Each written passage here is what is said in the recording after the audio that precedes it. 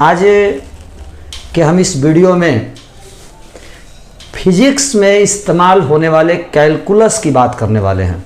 आप जानते होंगे कैलकुलस फिजिक्स और मैथ दोनों में ही इम्पोर्टेंट है।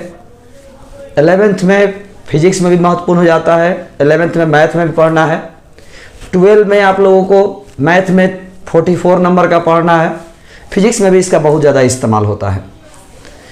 ऐसे मैथ में इसको विस्तृत रूप से पढ़ा जाए तो 5 से 6 महीना का क्लास है, लेकिन यहाँ पर हम आपको जो है 4-5 वीडियो के अंदर में पूरे इस क्लास को समेट करके हम आपको देने जा रहे हैं। फिर से एक बार हम आपको बता दें, हम यहाँ पर केवल कैलकुलस का छोटा मोटा परिचय देने वाले हैं कि कैलकुलस के परिचय के माध्यम से हम फिजिक्स में इसका इस्तेमाल समझ सकें। इस वीडियो का मतलब हमारा ये नहीं है कि हम आपको कैलकुलस सिखा सकें। इस वीडियो का मेरा मात्र उद्देश्य यही है, अगला हम 3-4 वीडियो जो डालेंगे कैलकुलस में, इसका एकमात्र उद्देश्य मेरा यही है कि हम आपको फिजिक्स में जो कैलकुलस का इस्तेमाल है उसको आसानी से समझा सकें, उसको आसान भाषा में समझा सकें। कुछ छोटे छोटे रूल हम अपने से भी आपको बताएंगे जिसके मदद से हम कैलकुलस को फिजिक्स में आसानी से समझ सकते हैं।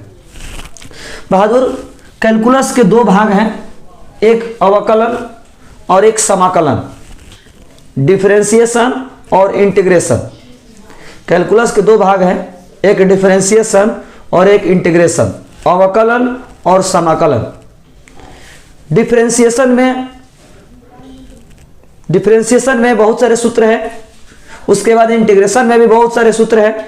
हम लोग बारी बारी से डिफरेंशिएशन और इंटीग्रेशन दोनों के बारे में बात करेंगे। डिफरेंशिएशन में और इंटीग्रेशन में बात करने से पहले हम ये जानें कि कैलकुलस में सबसे ज़्यादा जो इस्तेमाल होने वाला टर्म है वो है वेरिएबल एंड कांस्टेंट। जो सबसे अधिक इस्तेमाल होने वाला जो टर्म है वो है वेरिएबल और कांस्टेंट। वेरिएबल क्या है, कांस्टेंट क्या है, इसके बारे में हम लोग बात करने वाले हैं। ऐसे मैथ में उतना विस्तृत रूप से वेरिएबल और कांस्टेंट के बारे में नहीं बताया जाता है। मैथ में वेरिएबल और कांस्टेंट के बारे में विस्तृत रूप से नहीं बताया जाता है, लेकिन यहाँ फिजिक्स में हम लोगों को वेरिएबल और कांस्टेंट जानना ही बहुत ज़रूरी है। वेरिएबल और कांस्टेंट आप सीख जाइएगा, वही बहुत बड़ी बात है, क्योंकि वेरिएबल कांस्टेंट के बिना जाने फिजिक्स के कैलकुलस को समझना मुश्किल है, फिजिक्स के कैलकुलस को समझना बहुत टफ है। इसलिए हम लोग सबसे पहले वेरिएबल और कांस्टेंट के बारे में समझते हैं। बहादुर, हम बात करें वेरिएबल का मतलब बदलने वाला और कांस्टेंट का मतलब नहीं बदलने वाला। यदि आप में परिवर्तन होने से हम में परिवर्तन होता है तो वेरिएबल, यदि आप में परिवर्तन होने से हम में परिवर्तन होता है तो वेरिएबल, और आप में परिवर्तन होने से हम में परिवर्तन नहीं होता है तो कांस्टेंट। यदि आप में परिवर्तन होने से हम में परिवर्तन होता है तो वेरिएबल, और आप में परिवर्तन होने से हम में परिवर्तन नहीं होता है तो कांस्टेंट। क्या मतलब? जैसे हम बात करें, समझने की कोशिश करिएगा कि यदि हम लोग कहीं न्यूज़ सुनते हैं, जैसे आपने न्यूज़ सुना कि उत्तराखंड चमोली में बाढ़ आया और लगभग 100 आदमी का डेथ हो गया, 100 आदमी का देहांत हो गया। ये न्यूज़ आप लोगों ने पेपर में पढ़ा। उसी पेपर में एक ये भी न्यूज़ है कि आपके गांव में किसी व्यक्ति के घर में आग लग गई और उसका घर जल गया। जब आप पेपर पढ़ना शुरू करिएगा तो चमोली वाला जो न्यूज़ है, उत्तराखंड वाला जो न्यूज़ है जिसमें 100 आदमी का डेथ हुआ है, वो न्यूज़ आप उतना ध्यान से नहीं पढ़ेंगे, वो न्यूज़ आप पूरा नहीं पढ़ेंगे। लेकिन आपके गांव में जो आग लगने वाली न्यूज़ है उस न्यूज़ को आप बहुत ध्यान से पढ़िएगा, इसलिए क्योंकि वो आपके गांव की न्यूज़ है और आप उस घर पर निर्भर करते हैं। इसलिए उस घर में परिवर्तन हुआ तो आप में भी परिवर्तन हुआ। लेकिन उत्तराखंड में जो न्यूज़ हुआ उससे मुझे कोई मतलब नहीं है, क्योंकि हम उत्तराखंड के लोगों पर निर्भर नहीं करते हैं। जैसे बिहार बोर्ड में जो लड़का टॉप किया है उसको नंबर आया है 480 नंबर, 500 में 480 नंबर। लेकिन वो मेरे लिए चिंता की बात नहीं है, वो मुझे परेशान नहीं करता। लेकिन मेरे क्लासमेट, मेरा जो मित्र है, उसका नंबर हमसे 3 नंबर ज़्यादा है, चाहे 5 नंबर ज़्यादा है, वो हमको ज़्यादा तकलीफ देता है। बिहार टॉपर का हमसे नंबर 200 ज़्यादा है, 150 ज़्यादा है, लेकिन वो हमारे लिए परेशान करने वाली बात नहीं है, वो हमें परेशान नहीं करता। लेकिन जो हमारे मित्र का नंबर आया है, वो हमसे 5 नंबर ज़्यादा है, वो हमको ज़्यादा परेशान करता है, क्योंकि हम अपने मित्र पर निर्भर करते हैं, हमें मित्र से लेना देना है। लेकिन वो जो बिहार टॉपर है, मुझे उससे कोई लेना देना नहीं है, इसीलिए मुझे उससे कोई प्रॉब्लम नहीं है। यदि हम लोग बात करते हैं, समझने की कोशिश करिएगा, कहीं रोड पर बाइक से जा रहे हैं और किसी का एक्सीडेंट हो गया, डेथ हो गया है, लोग टायर जला करके, बांस से घेर करके रोड जाम किए हुए हैं। लोग चाहते हैं कि आप यहाँ रुके, जाम लगे, और आप उसी रास्ते से जा रहे हैं पान खाने के लिए, तो आप जाम में देखते हैं तो साइड से दूसरा रास्ता लेके निकल जाते हैं, उस जाम में रुकते नहीं हैं। सोच के देखिए, एक आदमी के मर जाने से भी ज़्यादा इंपॉर्टेंट है आपके लिए पान खाना, इसलिए आप उस जाम में रुके नहीं, दूसरे रास्ते से निकल गए पान खाने के लिए। क्यों? क्योंकि जो व्यक्ति डेथ किया है, उससे आपको कोई लेना देना नहीं है, आप उस पर निर्भर नहीं करते हैं। उसके डेथ हो जाने से आपके जीवन पर, आपके लाइफ स्टाइल पर कोई फर्क पड़ने वाला नहीं है। लेकिन जो व्यक्ति डेथ किया है, उस पर जो लोग निर्भर करते हैं, उस व्यक्ति जो डेथ किया है उस पर जो लोग निर्भर करते हैं, वो लोग उसके डेथ के बाद दूर दराज से, गांव इलाकों से, खाली पेट, भूखे प्यासे, खाली पैर गाड़ी रिजर्व करके उस जाम में शामिल होने के लिए आ रहे हैं। आप वहीं गए लेकिन वहां से भाग गए, लेकिन जो लोग उस पर निर्भर करते हैं वो उस जाम में शामिल होने के लिए आ रहे हैं। क्यों? क्योंकि उस व्यक्ति के डेथ हो जाने से उनके लाइफ स्टाइल पर फर्क पड़ा। तो बहादुर, उस व्यक्ति के डेथ हो जाने से आप पे कोई फर्क नहीं पड़ा, क्योंकि आप उस पर निर्भर नहीं करते हैं, मतलब कांस्टेंट हैं। लेकिन जो व्यक्ति उस पर निर्भर करता है, उस पर फर्क पड़ा, इसका मतलब वो वेरिएबल है। कोई दूसरा कोचिंग है, कोई रमेश सर हैं, रमेश सर का कोचिंग हम ये कहें कि 1 महीना के लिए बंद हो गया है। कोई रमेश सर फिजिक्स पढ़ाते हैं, उनका 1 महीना का कोचिंग बंद हो गया है। यदि हम आपको ये कहेंगे तो आपको कोई फर्क नहीं पड़ता, आपको इस बात से कोई लेना देना नहीं है, क्योंकि आप उन पर निर्भर नहीं करते हैं। लेकिन यदि हम ये कह दें कि मेरा 1 महीना कोचिंग बंद है, तब आप 1000 सवाल करना शुरू करिएगा।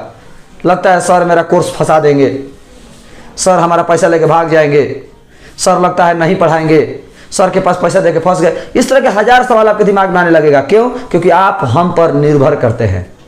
इसलिए यदि मेरा कोचिंग बंद होगा तो आप पे प्रॉब्लम आएगी, लेकिन दूसरे किसी का कोचिंग बंद होगा तो आप पे कोई प्रॉब्लम नहीं आएगी, आपको कोई फर्क नहीं पड़ता। कुल मिलाकर के बहादुर, यदि आप में परिवर्तन होने से हम में परिवर्तन होता है तो वेरिएबल, और यदि आप में परिवर्तन होने से हम में परिवर्तन नहीं होता है तो कांस्टेंट। यदि आप में परिवर्तन होने से हम में परिवर्तन होता है तो वेरिएबल, और यदि आप में परिवर्तन होने से हम में परिवर्तन नहीं होता है तो कांस्टेंट। सवाल है कि क्या सर फिजिक्स में इसी तरह के एग्जाम्पल जानना है? तो नहीं बहादुर, लेकिन ये बातें यदि आप समझ गए होंगे तो फिजिक्स के कुछ एग्जाम्पल हम दिखाने जा रहे हैं, इस एग्जाम्पल को आप जरूर समझ जाइएगा। जैसे हम बात करते हैं y equal to x plus 2, y equal to x plus 2, जब x बराबर 0, y बराबर कितना होगा तो 2, जब x बराबर 1, y बराबर कितना होगा 3, जब x बराबर 2, y बराबर कितना होगा 4, जब x बराबर 3, y बराबर कितना होगा 5। यानी आप देख सकते हैं कि जैसे जैसे x का मान बदल रहा है, जैसे जैसे x का मान बदल रहा है, वैसे वैसे y का मान बदल रहा है। जैसे जैसे x का मान बदल रहा है, वैसे वैसे y का मान बदल रहा है। इसका मतलब हुआ कि x में परिवर्तन होने से y में परिवर्तन हो रहा है, x में परिवर्तन होने से y में परिवर्तन हो रहा है। तो x में परिवर्तन होने से y में परिवर्तन हो रहा है। इसका मतलब हुआ कि y जो है x के लिए वेरिएबल है। x में परिवर्तन होने से y में परिवर्तन हो रहा है। इसका मतलब हुआ कि y जो है x के लिए वेरिएबल है। y जो है x के लिए वेरिएबल है। y x के लिए वेरिएबल है। लेकिन इसी समीकरण में यदि हम ये कहें कि जब t बराबर 1 y का मान बताइए, जब t बराबर 1 तो y का मान बताइए, तो इसमें t तो है नहीं, इसमें तो t है ही नहीं, तो t बराबर 1 तो y का मान x प्लस 2। जब t बराबर 2 y का मान x प्लस 2। जब t का मान 2 होगा तो y बराबर x प्लस 2। जब t बराबर 3 y बराबर x प्लस 2। यानी जैसे जैसे t का मान बदल रहा है, जैसे जैसे t का मान बदल रहा है, वैसे वैसे y का मान नहीं बदल रहा है। t के मान में परिवर्तन होने से, t के मान में परिवर्तन होने से y के मान में कोई परिवर्तन नहीं हो रहा है। t के मान में परिवर्तन होने से y के मान में कोई परिवर्तन नहीं हो रहा है। यहां पर आप देखें, x के मान में परिवर्तन होने से y के मान में परिवर्तन हो रहा है। x के मान में परिवर्तन होने से y के मान में परिवर्तन हो रहा है। लेकिन यहाँ t के मान में परिवर्तन होने से y के मान में कोई परिवर्तन नहीं हो रहा। मतलब y जो है t के लिए कांस्टेंट है, y जो t के लिए कांस्टेंट है। लेकिन यहाँ पर हम देख पा रहे हैं कि y जो है x के लिए वेरिएबल है। यानी वही बात, यदि आप में परिवर्तन होने से हमें परिवर्तन हो तो वेरिएबल, और यदि आप में परिवर्तन होने से हमें परिवर्तन ना हो तो कांस्टेंट। यदि आप में परिवर्तन होने से हमें परिवर्तन ना हो तो कांस्टेंट। यहाँ पर x का मान बदल रहा है तो y का मान बदल रहा है, इसलिए वेरिएबल। लेकिन यहाँ पर t का मान बदल रहा है तो y का मान नहीं बदल रहा, इसका मतलब कांस्टेंट। चलिए एक और एग्जांपल देखिएगा, ध्यान दीजिएगा बहादुर।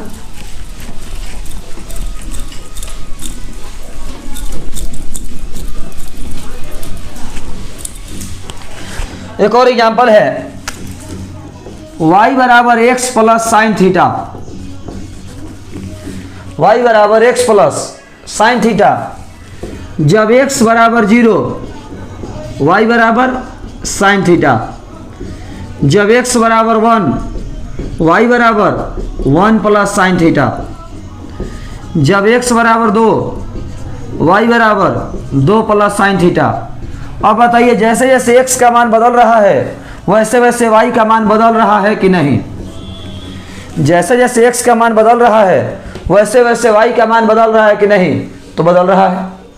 जैसे जैसे x का मान बदल रहा है वैसे वैसे y का मान बदल रहा है। इसका मतलब हुआ कि y जो है x के लिए वेरिएबल है। इसका मतलब हुआ कि y जो है x के लिए वेरिएबल है। अब हम बात करते हैं, जब थीटा बराबर 0 डिग्री y बराबर कितना होगा? तो x प्लस साइन 0 डिग्री, मतलब y बराबर x प्लस 0, मतलब y बराबर x। जब थीटा बराबर 0 डिग्री तो y बराबर x। जब थीटा बराबर 0 डिग्री तो y बराबर x। जब थीटा बराबर 30 डिग्री, जब थीटा बराबर 30 डिग्री तो y बराबर x प्लस साइन 30, मतलब 1/2। साइन 30 मतलब 1/2। तो x बराबर y बराबर x। थीटा जब 0 डिग्री हुआ तो y का मान x हुआ। थीटा जब 30 डिग्री हुआ तो y बराबर x प्लस 1/2 हुआ। थीटा जब 30 डिग्री हुआ तो y बराबर x प्लस 1/2 हुआ।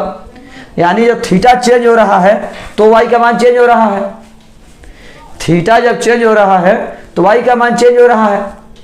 इसका मतलब यह हुआ कि y जो है थीटा के बदलने पर भी बदल रहा है, और y जो है x के बदलने पर भी बदल रहा है। y जो है x के बदलने पर भी बदल रहा है और थीटा के बदलने पर भी बदल रहा है। इसका मतलब हुआ कि y जो है x और थीटा दोनों के लिए वेरिएबल है। y जो है x और थीटा दोनों के लिए वेरिएबल है। y जो है x के लिए भी वेरिएबल है और थीटा के लिए भी वेरिएबल है।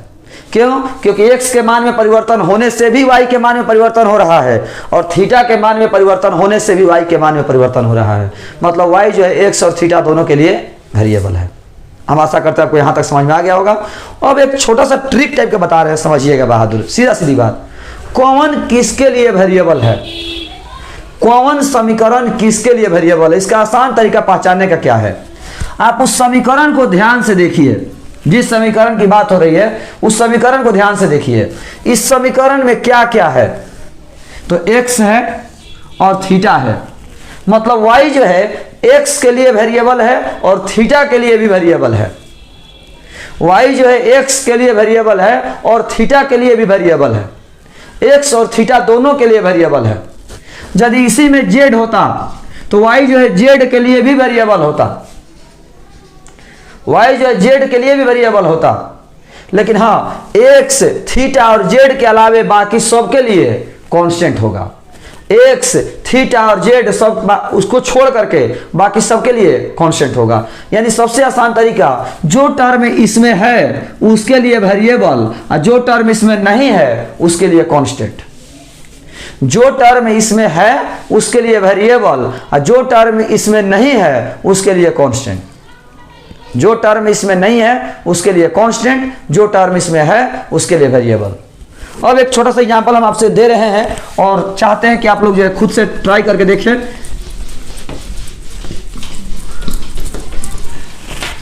जैसे एक समीकरण है y बराबर x square plus sine theta plus omega, चाहे टी स्क्वायर मान लीजिए ले लेते हैं। तो y किसके किसके लिए वेरिएबल होगा? y किसके किसके लिए वेरिएबल होगा? x के लिए वेरिएबल होगा, थीटा के लिए वेरिएबल होगा और t के लिए वेरिएबल होगा।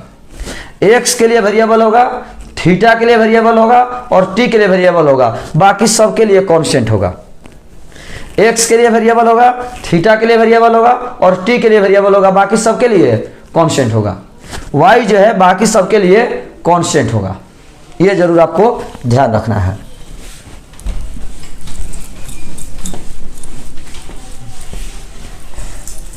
चलिए आप ध्यान दीजिएगा।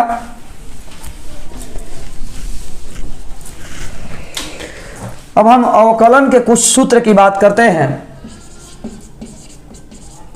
ऐसे तो बहुत सारे सूत्र हैं, लेकिन हम फिर से एक बार बोल रहे हैं, हम केवल आपको उतना ही बता रहे हैं जिससे कि आपको फिजिक्स में कैलकुलस समझ में आ जाए।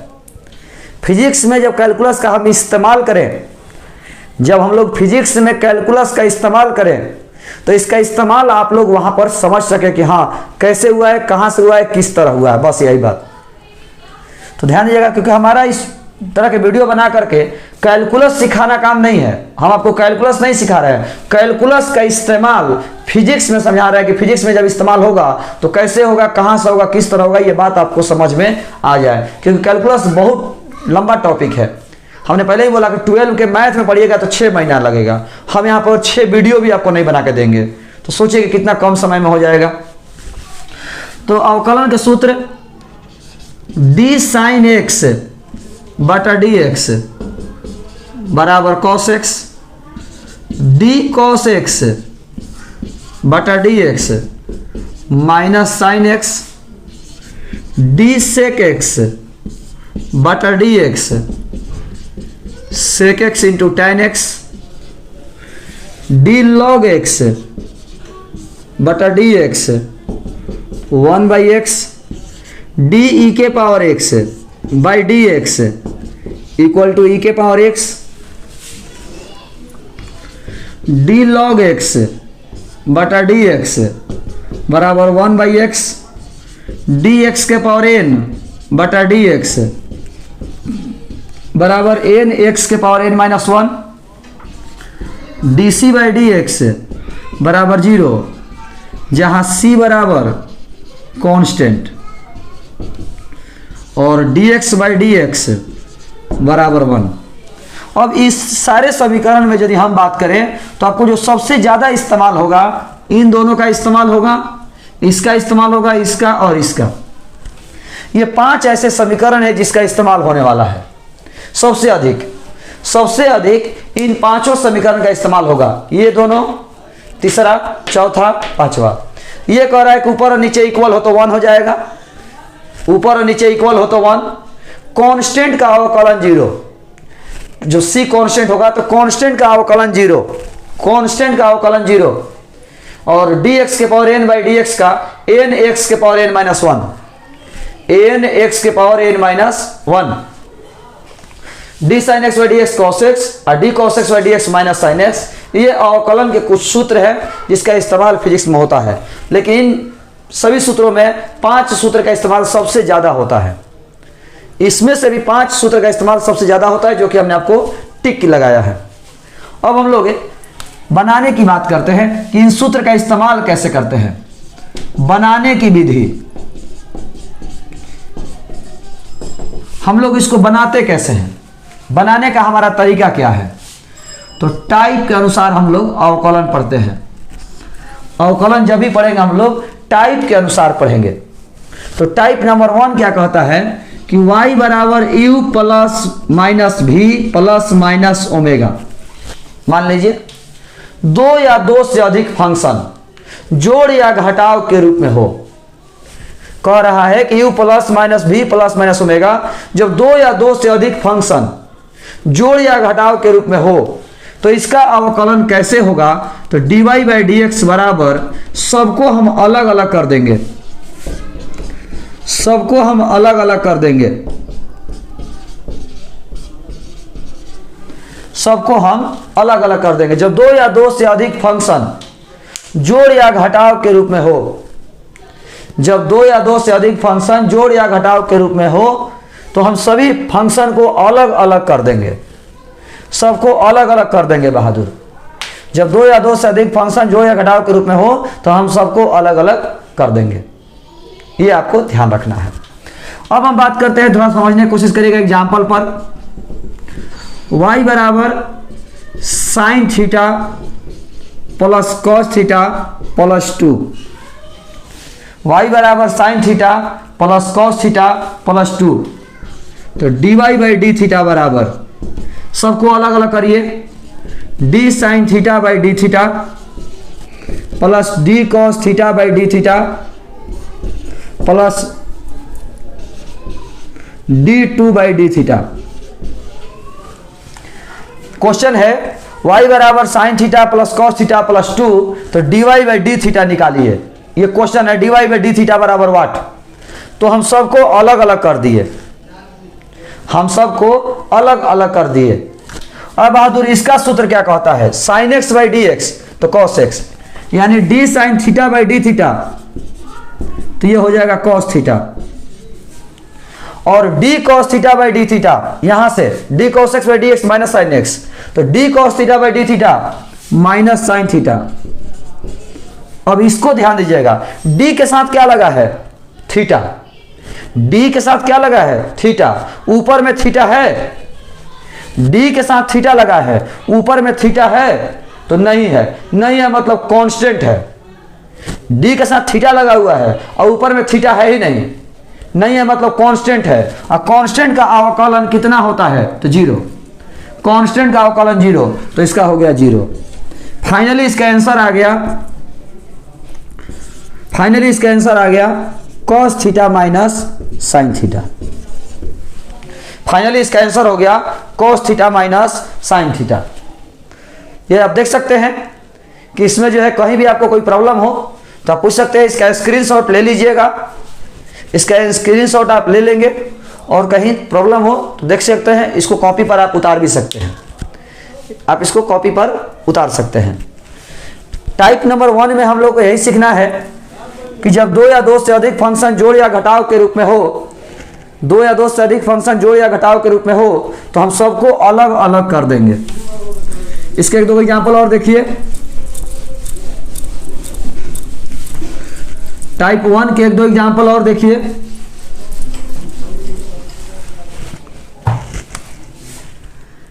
एग्जाम्पल है y बराबर x के power 3 plus x square plus x, y बराबर x के power 3 plus x square plus x। Question है dy बाई डी एक्स बराबर वाट, dy बाई डी एक्स बराबर वाट। अब हम सभी फंक्शन को अलग अलग कर देंगे, अब हम सभी फंक्शन को अलग अलग कर देंगे। तो सभी फंक्शन को अलग अलग करेंगे तो ये हो जाएगा dx के power 3 by dx plus dx square by dx plus dx by dx, dx के power 3 by dx plus dx square by dx plus dx by dx। अब इसमें आप देखेंगे कि dy बाई dx बराबर, इसमें ये वाला सूत्र लागू होगा, ये वाला, इस सूत्र से हम बनाएंगे। n के जगह पर 3 लिखा हुआ है, n के जगह पर 3 लिखा हुआ है तो हो जाएगा 3x के पावर 3 माइनस 1 प्लस इसके अनुसार 3x के पावर 3 माइनस 1, x के पावर 2 दिया हुआ है तो उसको लिख सकते हैं 2x के पावर 2 माइनस 1, 2x के power 2 minus 1 plus dx by dx बहादुर इस सूत्र के अनुसार 1, dx बाई dx इस सूत्र के अनुसार 1। तो फाइनली dy बाई dx बराबर 3x square plus 2x plus 1, यही आपका आंसर हुआ। इसमें आपको यही याद रखना है टाइप 1 में कि जब दो या दो से अधिक फंक्शन प्लस माइनस के रूप में हो, जोड़ घटाव के रूप में हो, तो हम सभी फंक्शन को अलग अलग कर देंगे, सभी फंक्शन को हम अलग अलग कर देंगे। अब इसमें कोई कन्फ्यूजन हो, किन्हीं को कहीं प्रॉब्लम हो तो आप सवाल कर सकते हैं। कोई बहादुर यदि किन्हीं को कहीं कन्फ्यूजन हो, नहीं समझ में आया हो, कहीं प्रॉब्लम हो तो आप सवाल कर सकते हैं। तो आज के हम इस वीडियो में टाइप 1 तक ध्यान देते हैं। नेक्स्ट वीडियो में हम आपको टाइप 2, टाइप 3 और टाइप 4 की बात करेंगे। यानी इसके 4 टाइप पढ़ना है, जोड़ घटाव के रूप में हो, गुना के रूप में हो, भाग के रूप में हो, इस तरह से। तो हम 4 टाइप इसके हम बताएंगे अवकलन में, इसमें याद रखिएगा। तो इस वीडियो का जो सबसे खास बात था वो था वेरिएबल और कांस्टेंट पहचानना। इस वीडियो का सबसे खास बात था वेरिएबल और कांस्टेंट पहचानना। वेरिएबल और कांस्टेंट हम कैसे पहचानेंगे? तो कहता है कि जिस समीकरण मैंने कोई भी, यदि आप में परिवर्तन होने से हम में परिवर्तन होता है, यदि आप में परिवर्तन होने से हम में परिवर्तन होता है तो वेरिएबल, और यदि आप में परिवर्तन होने से हम में परिवर्तन नहीं होता है तो कांस्टेंट। यदि आप में परिवर्तन होने से हम में परिवर्तन होता है तो वेरिएबल, यदि आप में परिवर्तन होने से हम में परिवर्तन नहीं होता है तो कांस्टेंट। सीधा सीधी बात करें मैथ की भाषा में तो कोई समीकरण देख लीजिए, उस समीकरण में जो जो टर्म है, उस समीकरण में जो जो टर्म है उसके लिए वेरिएबल, और जो टर्म उसमें नहीं है उसके लिए कांस्टेंट। बाकी आपके ये सूत्र लिखवा दिए हैं, ये सूत्र तो आपको याद करना होगा नेक्स्ट वीडियो के लिए भी। जब आप नेक्स्ट वीडियो देखने शुरू करें तो ये आपको ध्यान होना चाहिए, ये आपके सूत्र याद होने चाहिए। तो नेक्स्ट वीडियो हम आपको नेक्स्ट वीडियो में, अगले वीडियो में मिलेंगे टाइप नंबर 2, 3, 4 के साथ में। तो आज के इस वीडियो में इतना ही, धन्यवाद।